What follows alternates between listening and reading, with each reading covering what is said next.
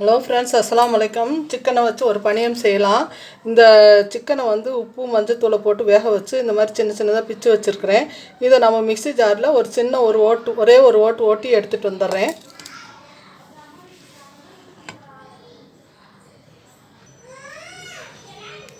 இந்த மாதிரி சிக்கனை வந்து இந்த மாதிரி தூளாக நான் பண்ணி எடுத்துகிட்டு வந்துட்டேன். கொஞ்சம் உப்பு மஞ்சத்தூள் போட்டு வேக வைங்க. வேக வச்சுட்டு எலும்பு தோல் எதுவுமே இல்லாமல் சின்ன சின்னதாக கட் பண்ணிவிட்டு நம்ம இந்த மாதிரி வந்து மிக்சியில் போட்டு லேசாக ஒரு ஓட்டி இப்படி எடுத்துக்கலாம். இது இருக்கட்டும். இப்போ ஒரு கடாயை அடுப்பில் வச்சுருக்கிறேன். அதில் சும்மா ஒரு ஸ்பூன் ஆயில் ஊற்றிக்கலாம்.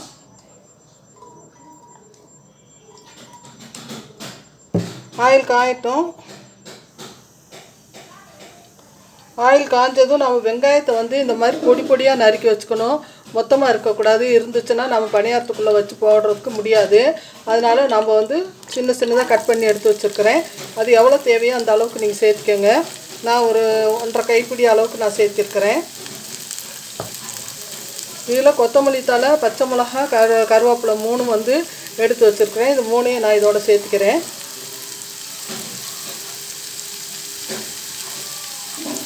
இது நல்லா கிளறி கொடுக்கலாம். இது நல்லா கொஞ்சம் நேரம் வேகட்டும். ரொம்ப வேக விட வேணாம், ஓரளவுக்கு வெந்தால் சரி. அது வரைக்கும் நம்ம வேக விடலாம். இதை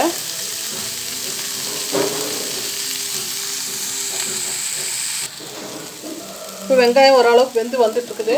இப்போ நம்ம வந்து இந்த சிக்கன் பீஸை இதோட சேர்த்திக்கலாம். உங்களுக்கு எவ்வளோ தேவையோ அந்த அளவுக்கு சேர்த்திக்கோங்க. இதை நல்லா கொஞ்சம் வதங்கி வரட்டும். அது கூட வந்து இப்போ நம்ம தேவையான பொருளெல்லாம் சேர்த்திக்கலாம். சிம்மில் வச்சுக்கோங்க. மிளகாத்தூள் எடுத்து வச்சுருக்கிறேன். தனி மிளகாத்தூள் தான். உப்புத்தூள் எடுத்து வச்சுருக்கிறேன். தந்தூரி சிக்கன் எடுத்து வச்சுருக்கேன். ஜீரகத்தூள், மஞ்சத்தூள் எடுத்து வச்சுருக்கேன். இதெல்லாம் நம்ம இதில் சேர்த்திக்கலாம். தந்தூரி சிக்கன் சேர்த்தனா தான் இது ரொம்ப டேஸ்ட்டாகவும் இருக்கும், சாப்பிட்றதுக்கு நல்லாவும் இருக்கும். சாட் மசாலா வேணுண்டாலும் கூட சேர்த்திக்கோங்க நீங்கள். இப்போ இது நல்லா வதங்கி வரட்டும் கொஞ்சம் நேரம்.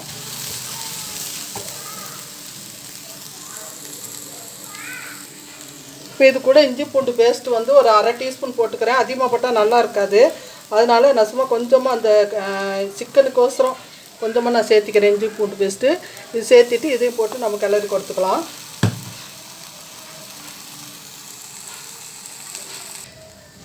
இப்போ இது நல்லா ஓரளவுக்கு வதங்கி வந்துருச்சு. ஏன்டா சிக்கன் வந்து நல்லா வேக வச்சுருக்கிறதுனால ஒன்றும் பிரச்சனை இல்லை. அதனால் வந்து 3/4 வேக்காடு இருந்தால் போதும். இப்போ இது வந்து உதிரியாக இருக்குது. அதுக்கு வந்து நாம் வந்து ஒரே ஒரு கரண்டி, சின்ன கரண்டியில் ஒரு கரண்டி வந்து இட்லி தோசை மாவு வந்து நான் கொஞ்சமாக சேர்த்திக்கிறேன். இதில் சேர்த்திட்டு இதை நம்ம கலந்து கொடுக்கலாம். அப்போது வந்து இது நல்லா இருக்கும், கெட்டியாகிடும்.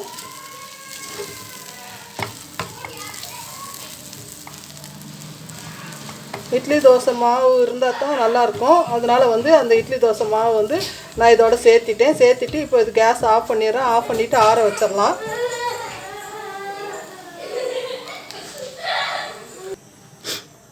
ஒரு பனியார சட்டி அடுப்பில் வச்சுருக்கேன். கொஞ்சம் ஆயில் ஊற்றி அதில் வச்சுருக்கேன். அது இருக்கட்டும், சூடாகட்டும். அதுக்குள்ளே வந்து நம்ம வந்து இந்த நம்ம இதுக்கு சிக்கனை வந்து இது பண்ணி வச்சது நல்லா இந்த மாதிரி வந்து டைட்டாக நம்ம பிடிச்சி எடுத்து வச்சுக்கலாம். நம்ம வந்து பனியார குழியிலையும் போடலாம், இல்லாட்டி ஆயில் அதிகமாக வச்சு ஆயிலையும் போட்டு நம்ம வந்து இது பொரித்து எடுக்கலாம். நல்லாயிருக்கும். இப்போ பார்க்கலாம். இந்த மாதிரி எல்லாமே இப்போ பிடிச்சி எடுத்து வச்சுட்டேன். இப்போ இது இருக்கட்டும், ஆயில் காயட்டும்.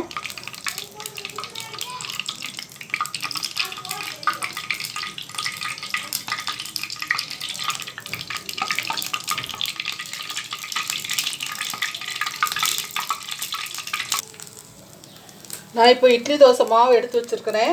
இது பாருங்கள், இந்த மாதிரி கரைச்சி எடுத்து வச்சுருக்கிறேன். இப்போ இந்த மாவு வந்து நம்ம ஒவ்வொரு கரண்டியாக வந்து ஒரு கரண்டியில் ஊற்றிக்கலாம். இப்போ ஃபஸ்ட்டு வந்து நம்ம இந்த கரண்டியில் வந்து இந்த உருண்டையை நம்ம இப்படி வச்சுக்கலாம். வச்சுட்டு மாவு அது தேவையான அளவு கொஞ்சமாக ஊற்றிக்கலாம். இந்த மாதிரி மாவு ஊற்றிட்டு நம்ம வந்து இதை வந்து ஒவ்வொரு குழியாக நம்ம ஊற்றி எடுக்கலாம். ஃபஸ்ட்டு இந்த உருண்டையை நம்ம இதில் வச்சிடணும். ஆயில் ஊற்றிட்டேன் சட்டியில். ஆயில் நிறையா தான் இருக்குது, ஆனால் மிச்சமாகிடும் எல்லா ஆயிலும். பாருங்கள், இந்த மாதிரி ஊற்றிக்கலாம். ஊற்றிட்டு நம்ம ஒவ்வொரு குழியாக நம்ம ஊற்றி எடுக்கலாம். எல்லாத்துக்கும் ஊற்றிட்டு நான் காமிக்கிறேன்.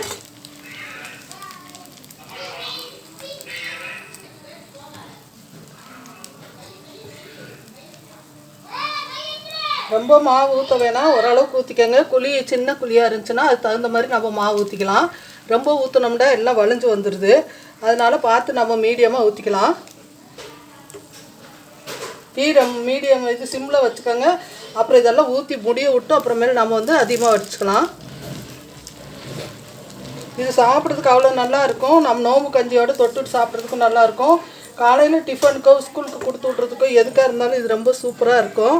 இந்த மாதிரி நீங்கள் செஞ்சு குழந்தைங்களுக்கு கொடுங்க.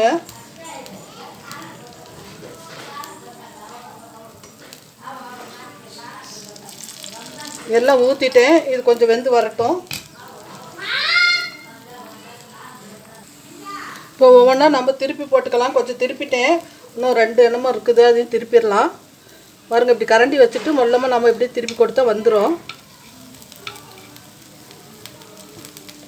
தீ மீடியம்லேயே வச்சுக்கோங்க. நடுவில் கரண்டி போட்டுறாதீங்க, போட்டாக்கா அந்த உருண்டை உடஞ்சிரும். இப்போ இது வேகட்டும். ஆயில் எல்லாம் ஊற்ற வேணாம். ஃபஸ்ட்டு ஊற்றிருக்கிறது அரை இதுக்கு ஊற்றிருக்கிறோம். அதுலேயே இது வெந்து வந்துடும். இது வேகட்டும் கொஞ்சம் நேரம்.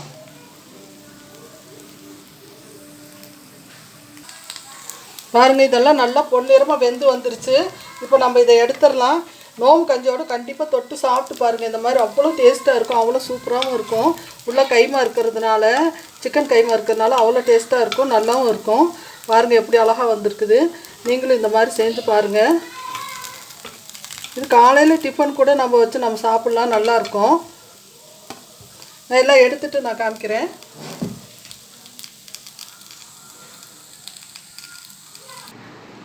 இதுக்கு நான் தேங்காய் சட்னி அரைச்சி எடுத்து வச்சுருக்கிறேன். பாருங்கள், இந்த மாதிரி அரைச்சி எடுத்துகிட்டு வந்து கடுகு, கருவேப்பிலை, வரமிளகா, பொட்டுக்கடலை போட்டு நம்ம தாளிச்சிட்டோம்னா நல்லா மணமாக இருக்கும். தேங்காய் எண்ணெய் ஊற்றி தாளிங்க, அப்போ தான் நல்லாயிருக்கும். இப்போ இந்த பணியாரம் வந்து நம்ம இதை 2ஆக பிச்சு பார்த்தா அவ்வளோ சூப்பராக இருக்கும், அவ்வளோ நல்லாவும் இருக்கும்.